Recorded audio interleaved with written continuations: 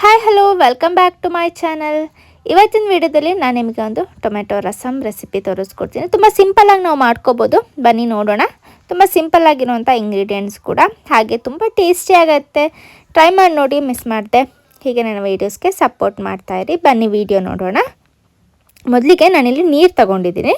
ನೀರಿಗೆ ಒಂದು ನಿಂಬೆಹಣ್ಣು ಗಾತ್ರದಷ್ಟು ಹುಣಸೆ ಹಣ್ಣು ತಗೊಂಡಿದ್ದೀನಿ. ಹುಣಸೆಹಣ್ಣನ್ನ ಈ ರೀತಿ ನೀರಿಗೆ ಹಾಕಿ ಈ ರೀತಿ ಕಿವುಚ್ಕೊಳ್ಳೋಣ. ಅದಾದಮೇಲೆ ನಾನಿಲ್ಲಿ 3 ಟೊಮ್ಯಾಟೊ ಚೆನ್ನಾಗಿ ಹಣ್ಣಾಗಿರಬೇಕು, ಆ ರೀತಿ ಟೊಮೆಟೊ ತಗೊಳ್ಳಿ. ಅದನ್ನು ಕೂಡ ಈ ರೀತಿ ಕಿವುಚ್ಕೊಳ್ತಾ ಇದ್ದೀನಿ. ಚೆನ್ನಾಗಿ ಸ್ಕ್ವೀಸ್ ಮಾಡ್ಕೊಳ್ಳಿ. ಅದಾದಮೇಲೆ ನಾವು ಕಿವುಚ್ಕೊಂಡಿದ್ವಲ್ಲ ಅದರ ಟೊಮೆಟೊ ಸಿಪ್ಪೆ ಎಲ್ಲ ನಾವಿಲ್ಲಿ ಸಪ್ರೇಟ್ ಮಾಡ್ಕೊಳ್ಳೋಣ. ಇಲ್ಲಾಂದರೆ ರಸಮಲ್ಲಿ ಬಾಯಿ ಸಿಗುತ್ತೆ. ಬೇಕಾದ್ರೆ ನೀವು ಹಾಕ್ಕೋಬೋದು, ಇಲ್ಲಾಂದರೆ ಈ ರೀತಿ ತೆಗಿಬೋದು. ನೆಕ್ಸ್ಟ್ ಈ ರೀತಿ ರೆಡಿ ಮಾಡಿ ಇಟ್ಕೊಳ್ಳಿ. ನೆಕ್ಸ್ಟ್ ಸ್ವಲ್ಪ ರುಬ್ಬಬೇಕು ಮಸಾಲೆ. ಅದಕ್ಕೆ ಕಾಳು ಮೆಣಸು ಒಂದು 1.5 ಟೀ ಸ್ಪೂನಷ್ಟು ಕಾಳು ಮೆಣಸು ಹಾಕ್ಕೊಳ್ತಾ ಇದ್ದೀನಿ. ಹಾಗೆಯೇ 1.5 ಟೀ ಸ್ಪೂನಷ್ಟು ಜೀರಿಗೆ. ಅದಾದಮೇಲೆ ಇಲ್ಲಿ ನಾನು ಒಂದು 6ರಿಂದ 7 ಎಸಳಷ್ಟು ಬೆಳ್ಳುಳ್ಳಿ, ಹಾಗೆಯೇ 1 ಎಲೆಯಷ್ಟು ಕರಿಬೇವಿನ ಸೊಪ್ಪು, ಹಾಗೆಯೇ 1 ಹಸಿಮೆಣಸಿನ್ಕಾಯಿ ಇಷ್ಟನ್ನು ಹಾಕಿ ಸ್ವಲ್ಪ ನೀರನ್ನು ಹಾಕಬೇಡಿ, ಹಾಗೆಯೇ ಗ್ರೈಂಡ್ ಮಾಡ್ಕೊಳ್ಳಿ. ನೆಕ್ಸ್ಟು ಒಂದು ಪ್ಯಾನ್ ಇಟ್ಟು ಅದಕ್ಕೆ ಆಯಿಲ್ ಹಾಕಿ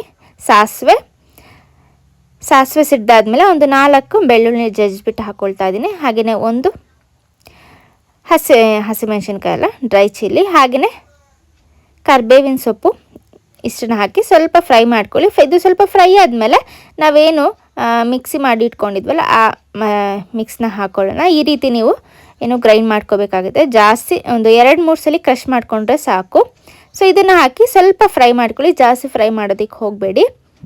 ಇದು ಸ್ವಲ್ಪ ಫ್ರೈ ಆಗ್ತಾ ಇದ್ದಂಗೆ ನಾವೇನು ಟೊಮೆಟೊ ನೀರನ್ನು ಮಾಡಿ ಇಟ್ಕೊಂಡಿದ್ವಲ್ಲ, ಟೊಮೆಟೊ ಹಾಗೆ ಹುಣಸೆಹಣ್ಣು, ಅದನ್ನು ಇದಕ್ಕೆ ಸೇರಿಸ್ಕೊಳ್ಳೋಣ.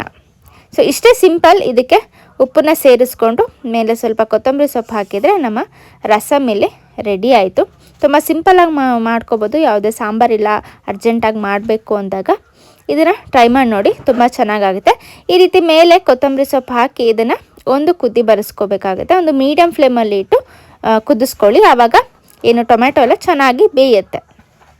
ಸೊ ನೋಡ್ಬೋದು ಇಲ್ಲಿ ಕುದಿ ಬರ್ತಾ ಇದೆ.